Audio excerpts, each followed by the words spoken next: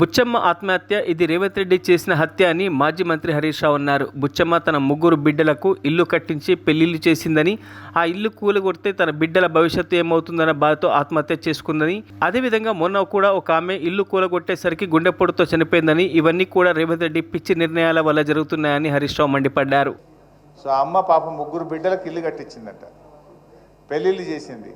ఆ ఇల్లు కూలగొడితే నా బిడ్డల భవిష్యత్తు ఏమవుతుంది, అల్లుళ్ళు ఏమంటారు అనే బాధకు తట్టుకోలేక ఉరేసుకొని చనిపోయింది. ఇది బుచ్చమ్మ ఆత్మహత్య, ఇది రేవంత్ రెడ్డి ప్రభుత్వం చేసిన హత్య. ఇది అనాలోచిత తుగ్లక్ నిర్ణయాల వల్ల ఈ అమ్మ ఆత్మహత్య చేసుకోవాల్సి వచ్చింది. ఇంకొక చెల్లె కూడా గుండెపోటుతో చనిపోయింది. ఇల్లు కూలగొడితే అన్న వాళ్ళ ఇంటికి పోయి అక్కడ ఉండి గుండెపోటుతో ఒక అమ్మాయి చనిపోయినట్టుగా కూడా పేపర్లో చదివాము. ఇందాక ఒక అమ్మ మాట్లాడుతూ కూడా అంటుంది, ఎప్పుడు గుండె అయిపోతుందో, రాత్రి మళ్ళీ తెల్లారుతుందా లేదా, అసలు నిద్ర మేము లేస్తామా లేవమంత భయంతో బతుకుతున్నాం బిడ్డ అంటుంది అమ్మ. ఇదన్నీ కూడా ఒక పిచ్చి నిర్ణయాలు, అనాలోచితమైనటువంటి నిర్ణయాలు ఈ ప్రభుత్వం తీసుకుంటుంది.